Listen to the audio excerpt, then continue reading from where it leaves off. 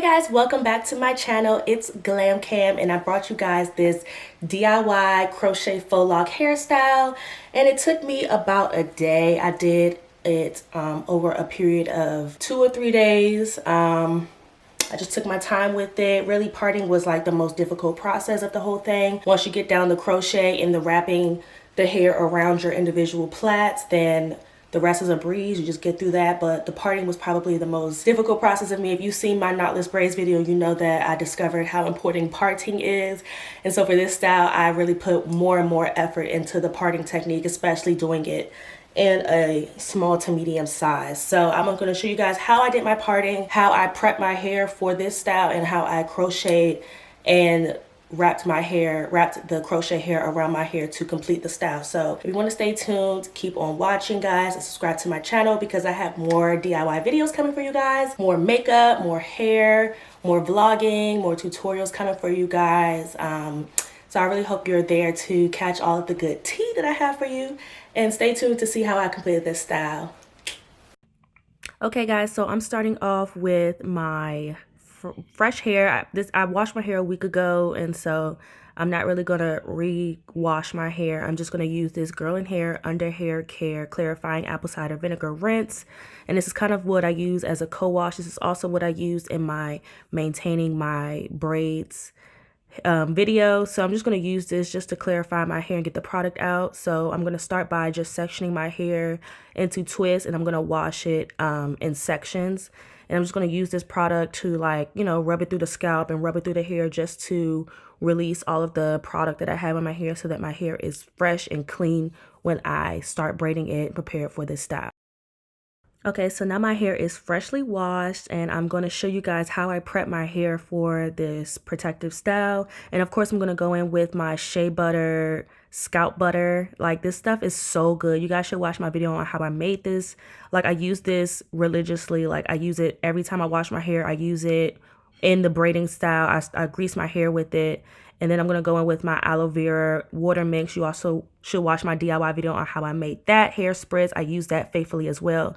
And I'm going to go in with oil, and then I'm only using shea butter as a moisture product. I usually go in with like 5 different hair products to like moisturize my hair, but I'm only using shea butter, and I'm going to just stick to shea butter from like now on because it's just so moisturizing, and it keeps my hair nice and stretched and lubricated for the style. So once I put the shea butter on, my hair stays pretty much stretched, and I'm just going to twist my hair and section my hair out so that I can prepare it for blow drying. So I'm just going to do this 3 or 4 step method all throughout my hair, and then I'm going to blow dry it. So I went ahead and greased my scalp. I sprayed it with the aloe vera mix to seal in the cuticles. I put the oil in, and I put the shea butter in, and then I twisted up the hair into sections. Now I'm going to go ahead and blow dry it.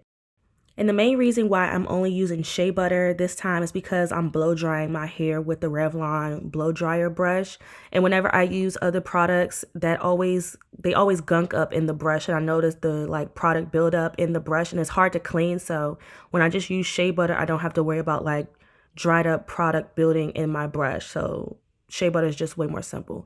So now I'm going to start by the section in the back, and I'm going to use a wide tooth comb just to lightly detangle before I blow dry so that I don't, rip my hair out. So I'm just going to, and the shea butter makes my hair like, it keeps it stretched, and it keeps it like, it makes it easy to detangle. And you see how my hair isn't like super shriveling back up. So like when I blow dry my hair, I stretch my hair taut so that it doesn't shrivel back up and make it hard to like brush through when I'm blow drying. So I'm just going to go ahead and do that.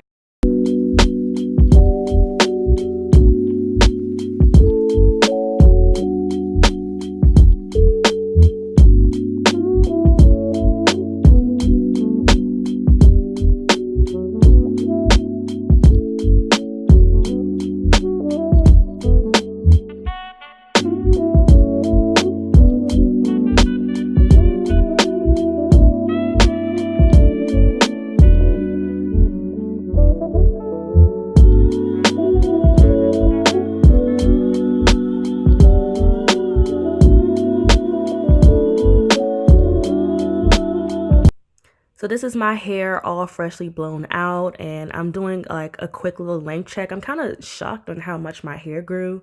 in the past few months. So I'm kind of just doing a quick length check on video so that I can like document it and, you know, see later. And I think I've like kind of reached bra strap length, and I'm not like getting ahead of myself, and I'm just checking to see, like, you know, if it's really at the bra strap. But I probably have a little ways to go, but like I'm proud of my growth. So now I'm going to show you how I start parting. I part my hair in 3 sections across the back and from ear to ear across the top. And I'm going to start with the back and work in horizontal rows. I just wanted to pause really quickly and show you guys my methodology for the parting system. As you can see, I parted horizontally from ear to ear, and then I parted again around the back. So I started off with 3 sections, and I'm starting in the back. So in the back, I don't know if you guys gonna be able to see. So I hope you can see what I'm doing. So in the back, I have done 3 rows for the back section. And for the 3rd row, I'm just going to show you how I'm going about making these parts as even as possible. So I started on the end. I'm trying to do a brick method. So I'm kind of parting in between the row underneath the top row. So I kind of just try to make it, make the boxes as even as possible. So I'm starting on this end, and then I'm going to go. So I parted this side, and then I went over on this side just to make sure that I'm evenly parting towards the middle, so that I don't have big sections on this end and small sections on this end, or vice versa. So I'm going to do the same width as I did on this side, and then I'm going to go again on this side and go ahead and part in between the last braid, and then I'm going to do the same thing on this side, and then I'm going to part again inside until I've reached the center and have a row of even parts. So that is my method so far, so I will keep you guys posted on how this goes.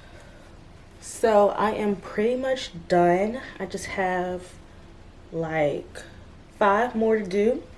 I have 2 more on this row. I'm going to part it down the middle, and then I'm going to do, actually I have 4 more. I'm going to do 2 on this row. I'm going to part this right here and have 1 in the center. So sorry I didn't get a chance to record how I parted and braided, but I'll try to show you now since I'm towards the end and it's way easier to do on camera. So what I did, you saw I had the 3 rows. I did the back horizontally. I did the middle section horizontally, and I parted down there. And then for the front, I basically divided these sections up into, I divided the front section up into 2 sections. So I parted it like so. I had a part here, this was 1 section. I parted here, this was 1 section, and then I had a middle section. And I did this section first, and I kind of just parted down this row, and I did 3, parted down here, and I did another 3, and then I did another 3, and I did the same on this side, parted horizontally, and I just did the sections by horizontal rows. And I did the same for the middle section, and I just divided it up into 3 sections so I can possibly have like a little side part, but also so that it could make it easier parting wise. I didn't want to have to part all the way across my head because that would just make it so crooked and jagged and slanted. So I just wanted to do section by section just to make the parting a little bit easier, guys. I try my best to make these parts so perfect, but I'm parting in the back of my head. I'm literally feeling, checking, parting, checking, like trial and error all the way through. I really couldn't do it on camera. I had to do it in front of a big bathroom mirror, and I mean, it's pretty self-explanatory. I part, I feel, I part, I check, I feel, I part, I check. I don't know. So I'm trying to explain at least the methodology of how I parted so that you can follow my blueprint, but the parting, the actual parting of each section, you're just gonna have to trial and error it out. Like, I tried to make all these parts straight. You can kind of see, this is what I was kind of doing with this mirror. I was just checking, and I feel like where a part started and then I'll keep my finger there, and then I'll like put the point to where my finger is and try to part based on where I saw I needed to part. I don't know, but basically this is how I'm going to do this section. So I don't know why I'm skipping this section. I just started doing this one, but I'm just gonna go ahead and do it. So I'm gonna look at the whole section and estimate how many braids can fit, and I see that 2. I'm just gonna do 2. Okay, make it nice and even down the center. This one can do a little bit more on that side. And I'm gonna check and see how even they are. They look all right to me. Okay, so I'll move this over. I'm gonna take my Eben New York Extra Mega Hold Edge Control, the best there ever was, and I'm gonna move this hair out of the way so I don't mess around and grab it while I'm plaiting. And then I'm gonna take some more and I'm gonna just slick the perimeter. You know, same old, same old. It's really nothing much to it. And I'm just gonna slick this down. And what I'm doing, since I'm doing faux locks, I'm braiding the root. I'm probably gonna do like 1.5 inches, 2 inches. And then I do twist the rest of the way down. Because I don't need a whole braid. It's gonna be hell to take out. The twist will be way easier, and twists are way less harsh on your hair. So I'm just gonna twist it all the way down. So I'm gonna still braid, braid till about, you know, I don't know. It's I could have started twisting a long time ago, but whatever. So now I'm gonna just twist all the way down so that it's not too much of a strain on my hair, but still combined so that my hair isn't out and all over the place, if you know what I mean. So this is my hair completely finished in the plaits, and my whole head is done in plaits, and I'm kind of pressed because this kind of took like a whole 2 days. And these are my ends, and I'm just going to zoom in and show you guys like my brittle ends. I can usually notice them when I blow dry my hair. So I'm just going to take some clippers and some scissors, hair scissors, and just lightly dust off the tangled and brittle ends so that my hair is as healthy as possible when it's in these braids, and they can grow unproblematically, if you know what I mean. So I just kind of dust off the very tips of the braids on all of the braids, and then I'll be finished and ready to start crocheting.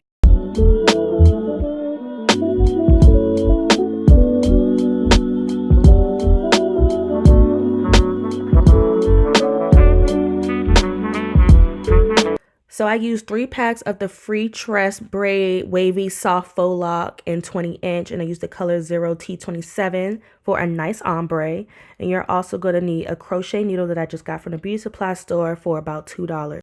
So for the beginning, you're going to use the latch down, and then when you're going to crochet through, you're going to put the latch up. So I'm just showing you those 2 ways.